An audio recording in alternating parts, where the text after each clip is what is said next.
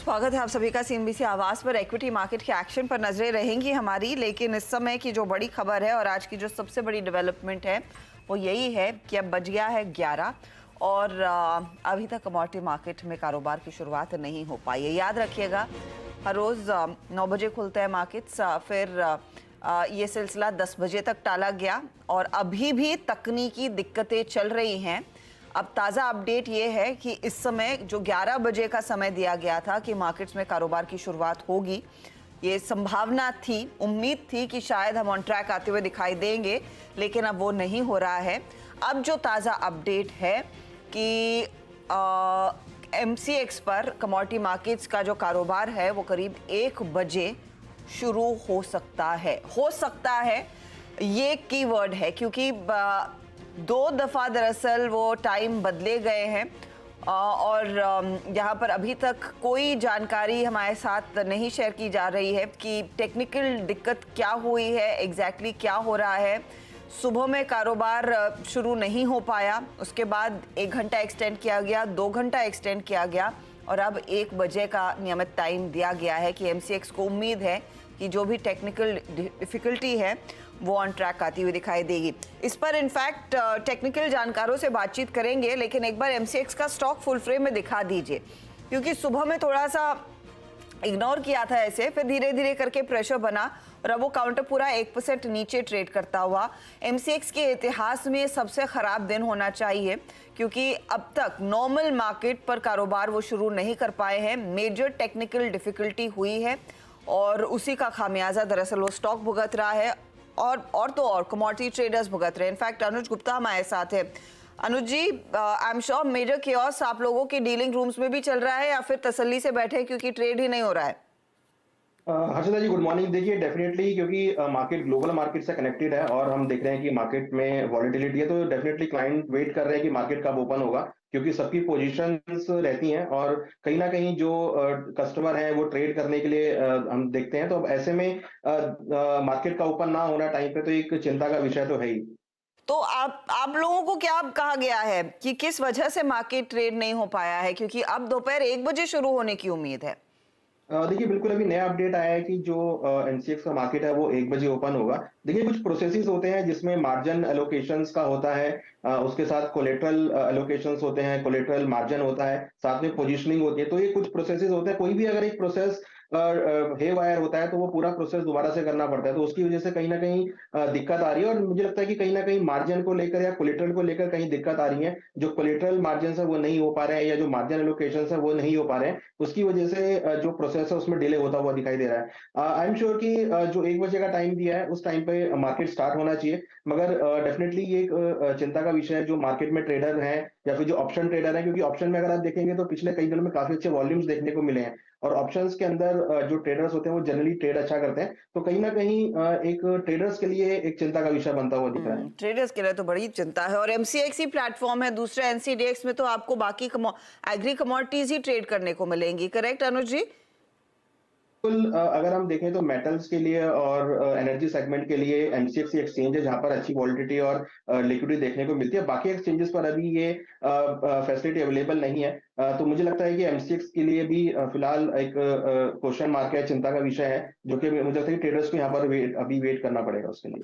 तो अज्यूमिंग ये 1 बजे तक कारोबार शुरू नहीं होता है तो स्क्रैप कर देंगे कि आज का सेशन और फिर शाम का ही सत्र होगा? देखिए, ऐसा तो नहीं लग रहा है, क्योंकि वर्किंग डे है।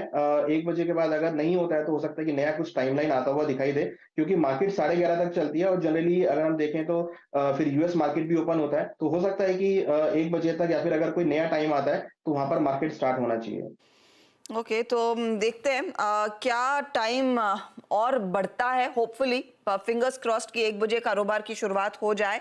अच्छा अनुज जी, एक चीज आप लोगों में भी थोड़ी सी रिलीफ होगी कि चाइना के मार्केट बंद हैं, तो मेटल्स में उतना ज्यादा कुछ एशियन मार्केट से क्यों नहीं मिल रहा है। आई एम श्योर जो भी क्यों मिलता है आपको शाम को ही देखना पड़ता है कि यूरोप में क्या हो रहा है, तो वो तो आपके लिए एक ब्लेसिंग इन डिस्गाइज साबित हो गई फिर आज।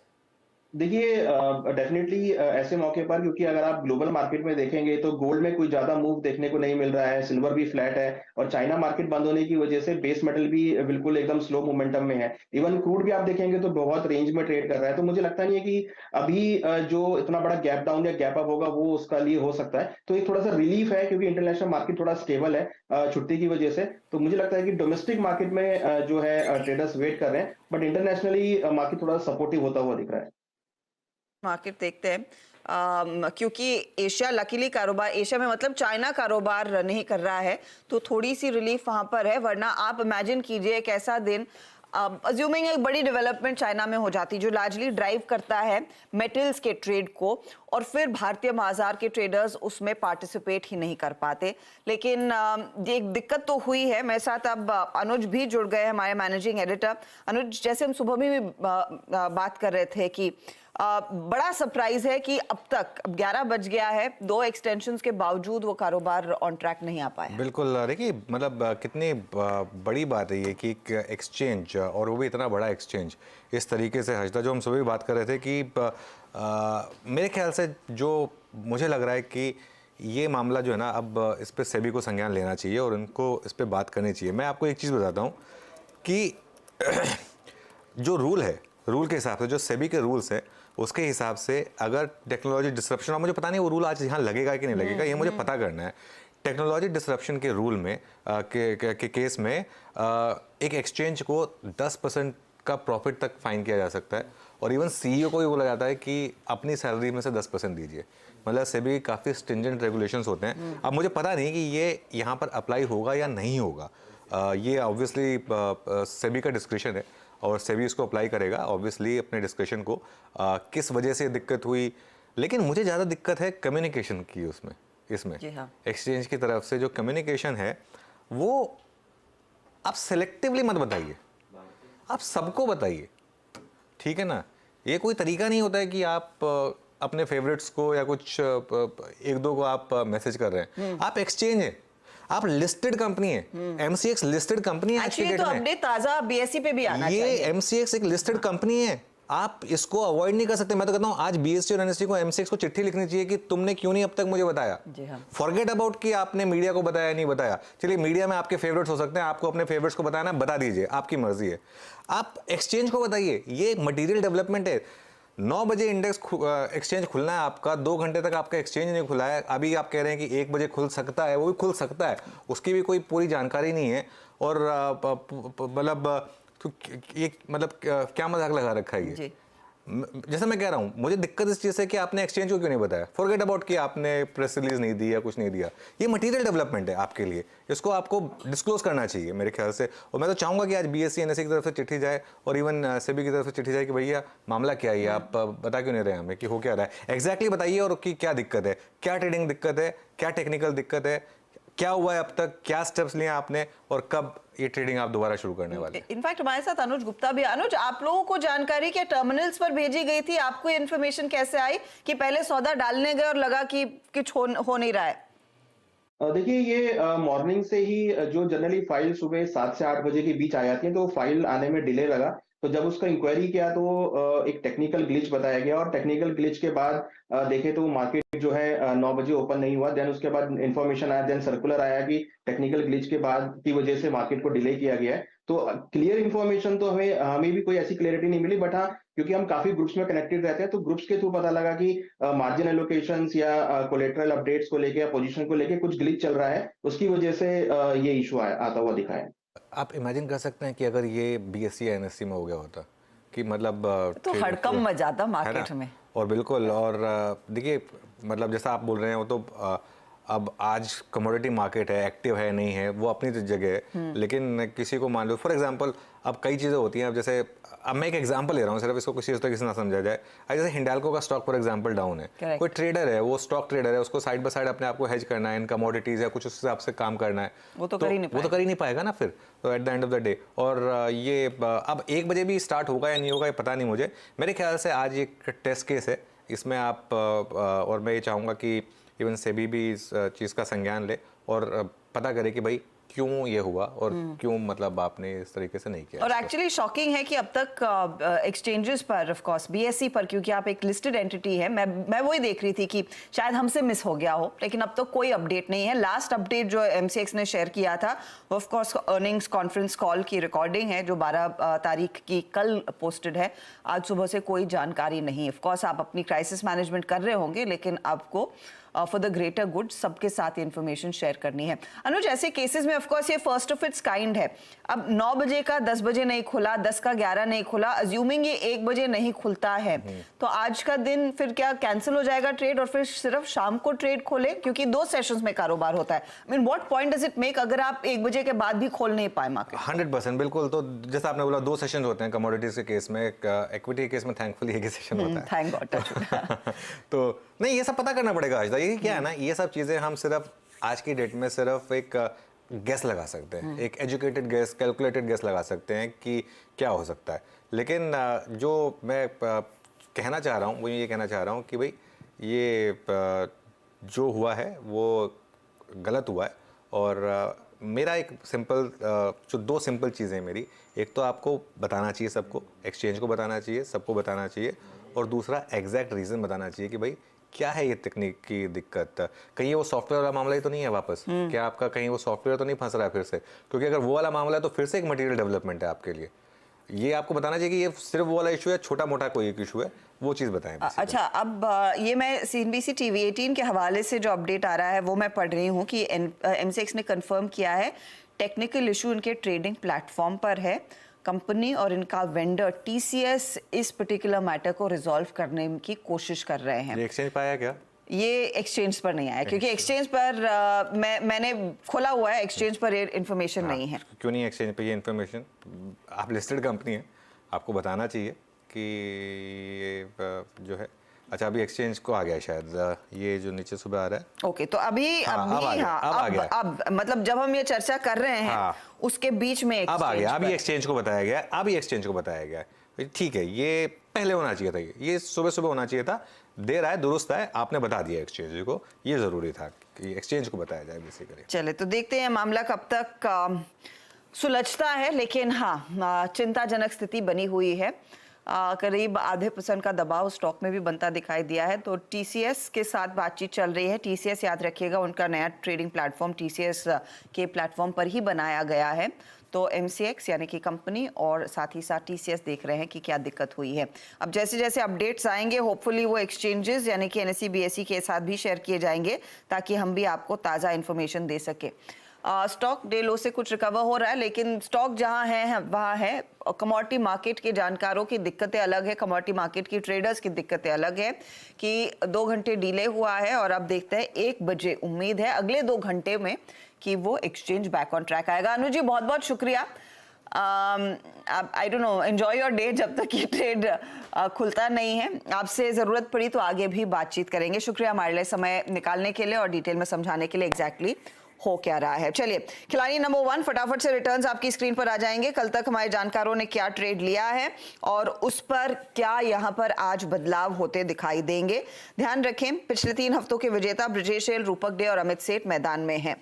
आज के ट्रेड्स में ही मैं सीधा उतरूंगी क्योंकि समय की फिर कमी हो जाएगी।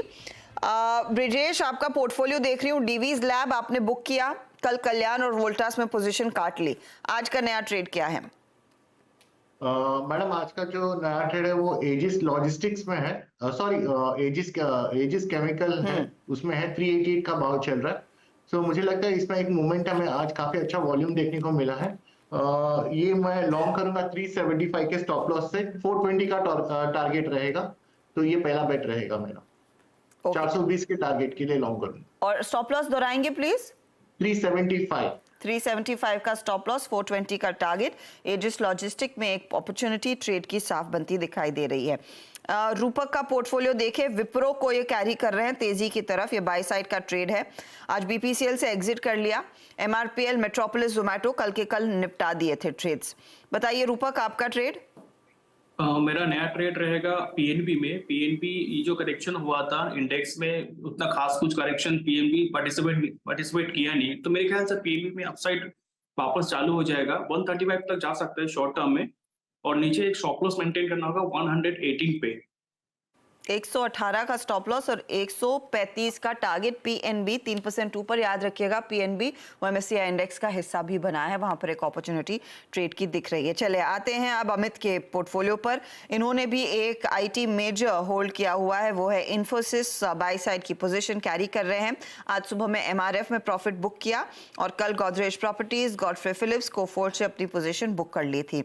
आज का नया सौदा अमित? जी अमित, जी मैम, मैं जीएमआर इंफ्रा के साथ जाना चाहूंगा। 90 रुपीज 80 पैसे का इसका प्राइस है। स्टॉक की स्ट्रेंथ काफी अच्छी है। जो पुल बैक भी 2 दिन का आया था, that was on low volumes और उसने 10 और 20 डेमा वायलेट नहीं किया था। तो इसे बाय करें for a target of 96 and a stop loss of 89। 89 का स्टॉप लॉस, 96 का टारगेट है। जीएमआर एयरपोर्ट, ये भी ऑफ कोर्स वो सरप्राइज कैंडिडेट है एमएससीआई इंक्लूजन में, 6% ऊपर है काउंटर। चलिए एक काम करते हैं, इस मोड पर लेंगे एक छोटा सा ब्रेक। आगे हमारे जानकार जो ट्रेड देंगे उसका जायजा लेंगे, वरना यही रिकैप करेंगे और ऑफ कोर्स अशोका बिल्डकॉन से भी बातचीत होगी नतीजों पर।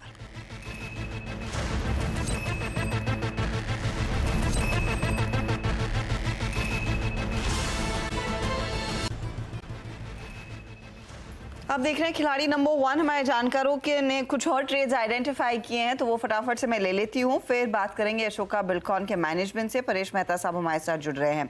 रूपक, क्या निकाला ट्रेड अगला पीएनबी के साथ? जाइडस लाइफ नया ट्रेड रहेगा। तो स्टॉक ने एक स्ट्रॉन्ग अपमूव के बाद एक कंसोलिडेशन फेज दिखा रहा है। तो मेरे ख्याल से शॉर्ट टर्म में, वेरी शॉर्ट टर्म में 1000 तक जा सकता है। इस शो के लिए 960 का टारगेट रहेगा और स्टॉप लॉस रहेगा 834 का। चलिए, तो जाइडस लाइफ नया ट्रेड है, कल भी तेजी में था, आज बाय साइड का ट्रेड आप दे रहे हैं, 960 टारगेट, 834 स्टॉप लॉस। ब्रिजेश? मेरा रेडिंगटन पे रहेगा। तो लास्ट 4 दिन के करेक्शंस के बाद जिस हिसाब से आज बाइंग आया, मुझे लग रहा है ये फिर से ऊपर चल सकता है, इसमें मोमेंटम हो सकता है। तो करंट प्राइस पे मैं बाय करूंगा। इसका जो स्टॉप लॉस है 188 का रहेगा और 210 के टारगेट के लिए मैं इसको लॉन्ग करना चाहूंगा। ओके, तो 188 का target, 210 188 stop loss, I beg your pardon, 210 का टारगेट रहेगा। अमित, एक और जोड़ेंगे या फिर समय लेंगे? Ma'am, I will take some time. Okay, तो टाइम लेंगे। तो ये फिलहाल आ चुके हैं ट्रेड्स। अच्छा, वो मैं रिकैप करूंगी कुछ ही देर में। हमारे जानकारों ने जो ट्रेड्स दिए हैं, लेकिन पहले अशोका बिल्डकॉन नतीजे आ चुके हैं। तीसरी तिमाही में 36% आय में बढ़त है, लेकिन इबिटा करीब 22% बढ़ा। हालांकि मुनाफे पर प्रेशर और मार्जिन्स भी थोड़े से फिसले हैं, 22% पर आए हैं। हमारे साथ कंपनी के chief financial officer Paresh Mehta जुड़ गए हैं। मेहता साहब, गुड मॉर्निंग। बताइए, ये किस वजह से मार्जिन्स में थोड़ा सा दबाव है? ये लार्जली सीमेंट स्टील प्राइसेस का इम्पैक्ट रहा है क्या? मैडम, ये दबाव जो है मार्जिन्स का लास्ट 4 क्वार्टर से है, जो कि एक आध क्वार्टर और 1-2 और क्वार्टर चलेगा। ये जो कुछ ऑर्डर्स हमने जो लास्ट कोविड के टाइम के बाद लिए थे, उसमें मार्जिन थोड़े से कम थे, इसलिए इसका इम्पैक्ट यहाँ पे है। डेफिनेटली इसका impact is due to steel cement prices के वजह से है, बट दिस विल ये कम हो जाएगा Q1 के बाद। The impact will be less और margins will come back to more than 1.5% more. So you will go back to your 24-25% margin range. Yeah, so थोड़ा सा उसको अलग से देखना पड़ता है। 24-25 मेरा कंसोल का मार्जिन है, जो कि मेरे बीओटी प्रोजेक्ट का भी इनकम दिखाता है। बट अगर हम ईपीसी का मार्जिन सिर्फ लेते हैं तो करीबन 10.5-11 के आसपास का 11-11.5 के आसपास का मार्जिन हो जाएगा। ओके, अच्छा, क्योंकि आपने बीओटी ईपीसी मेंशन कर ही दिया, तो दोनों बिजनेसेस में अगर आप हमें बता सके इस समय ऑर्डर बुक क्या है, क्या विजिबिलिटी है इस अगले क्वार्टर में नए ऑर्डर्स की? सो अभी इन दी ईपीसी साइड पे मेरे पास 14,000 करोड़ का ऑर्डर बुक है आज की तारीख को। Approximately 2 times of the order book है। इनफ्लोज एक्सपेक्टेड है बिकॉज इंफ्रा प्रोजेक्ट्स हैं। जनरली इंफ्रा प्रोजेक्ट्स गवर्नमेंट की तरफ से ही आते हैं, तो थोड़ा सा ऐसा लगता है कि अगले 2-3 महीने जब तक इलेक्शंस खत्म नहीं होते हैं, ऑर्डर बुक में मूवमेंट स्लो होगी। बट Q1 Q2 से ऑर्डर बुक एनहांस हो जाएगी एंड हम एक्सपेक्ट करते हैं कि 5 से 6,000 करोड़ के ऑर्डर बुक 5-6,000 रोड प्रोजेक्ट्स में मिल जाएंगे और बाकी प्रोजेक्ट्स में भी 2-3 हजार पे ऑर्डर बुक हम अगले साल लेंगे। तो इस समय रेशियो क्या रोड प्रोजेक्ट्स का ज्यादा है परेश जी, और वहीं पर ज्यादा ग्रोथ आप एंटिसिपेट कर रहे हैं? हाँ, अभी भी रोड के ऑलमोस्ट 50% रोड का है, बाकी 30% पावर का है और बाकी अदर प्रोजेक्ट्स हैं। पर एक्सपेक्टेशन ये है कि रोड के शेयर ज़्यादा रहेगा most of the time. Road का शेयर ज्यादा रहेगा। पावर साइड पर लेकिन कितना पिकअप रहेगा, क्योंकि ऑफलेट पावर डिमांड में जो तेजी आई है, आई एम श्योर आप लोगों के पास भी इंक्वायरीज आ रही होगी उन कंपनियों की तरफ से, कैपेसिटी बढ़ानी है या फिर कुछ और मरम्मत का काम कराना है। तो हम जनरली पावर साइड में 2 टाइप के काम करते हैं। एक तो सोलर पावर के कॉन्ट्रैक्ट हम ले चुके हैं और पावर डिस्ट्रीब्यूशन का मेजर काम कर चुके हैं लास्ट 10 साल से, 7 साल से। उस विषय में अभी ऑर्डर बुक 5,600 करोड़ है। ये सारे इलेक्ट्रिसिटी बोर्ड्स के काम रहते हैं और एक्सपेक्टेशन है कि स्टेट बाय स्टेट जैसे जैसे काम निकलेंगे, जो सेंट्रली फंडेड होंगे, वो प्रोजेक्ट्स हम लेंगे आगे जाके। मेहता जी, बहुत बहुत शुक्रिया हमारे समय निकाल कर डिटेल देने के लिए। तो क्लियरली रोड प्रोजेक्ट्स और पावर प्रोजेक्ट्स में पिकअप देखने को मिलेगा। Q1 Q2 से ज़्यादा तेज़ी आती हुई दिखाई देगी रैंप अप में प्रोजेक्ट्स के। एंड मोस्ट इम्पॉर्टेंटली जो पिछले 3-4 क्वार्टर से लगातार मार्जिन्स दबाव में थे, वो अगले quarter onwards, Q1 onwards on track आने की पूरी उम्मीद है। स्टॉक 2-2.5% ऊपर। चलिए वापस लौटते खिलाड़ी नंबर 1 पर, और क्या ट्रेड्स हमारे जानकारों ने दिए, उसका रिटर्न क्या बन रहा है वो आपकी स्क्रीन पर आएगा। अमित ने कैरी किया इन्फी का trade, 1760 target, 1640 stop loss. GMR airport नया ट्रेड है, 96 टारगेट, 89 स्टॉप लॉस। रिटर्न्स क्या बन रहे हैं दोनों ही काउंटर्स में। इन्फोसिस आज ड्रैग कर रहा है, GMR भी ज्यादा कुछ योगदान नहीं दे रहा है। चलिए लेकर आते हैं ब्रिजेश का portfolio. Aegis Logistics 420 target, 375 stop loss. Redington भी दिया, 210 का टारगेट है, 188 का स्टॉप लॉस है। रिटर्न्स की सिचुएशन इनके लिए, दोनों स्टॉक्स अभी जोड़े थोड़े से ठंडे हैं, ज्यादा योगदान नहीं दे रहे हैं। अब आइए रूपक के पोर्टफोलियो पर। तो एक रूपक ने विप्रो कैरी किया है, PNB नया जोड़ा। विप्रो का टारगेट 560 है, स्टॉप लॉस 489। PNB जोड़ा 135 target, 118 stop loss. Zydus life 960 target, 834 stop loss है। रिटर्न्स के लिहाज से विप्रो PNB थोड़े से शांत है, इनफैक्ट विप्रो ड्रैग कर रहा है, लेकिन जाइडस लाइफ इनको 0.36% रिटर्न दे रहा है। अब ओवरऑल रिटर्न की सिचुएशन क्या बन रही है ये देखिए। ब्रिजेश आगे निकल रहे हैं, 3.5% के रिटर्न्स इनके। अमित 1.48% के रिटर्न्स पर है, लेकिन रूपक के रिटर्न्स नेगेटिव है, करीब -8 के। कोई भी बदलाव होगा, और ध्यान रहे अमित एक और ट्रेड जोड़ेंगे, उसका अपडेट 1 बजे में मिड कैप मंत्र में लेकर आएंगे। लेंगे एक ब्रेक के बाद कमोडिटी मार्केट में ऑफ कोर्स MCX पर कारोबार नहीं है, लेकिन NCDX क्या संकेत दे रहा है वो आपके सामने जरूर पेश करेंगे। बता दें कि मनी कंट्रोल पर दिए गए विचार एक्सपर्ट्स के अपने निजी विचार होते हैं। वेबसाइट या मैनेजमेंट इसके लिए उत्तरदायी नहीं है। यूजर्स को मनी कंट्रोल की सलाह है कि कोई भी निवेश निर्णय लेने से पहले सर्टिफाइड एक्सपर्ट की सलाह लें।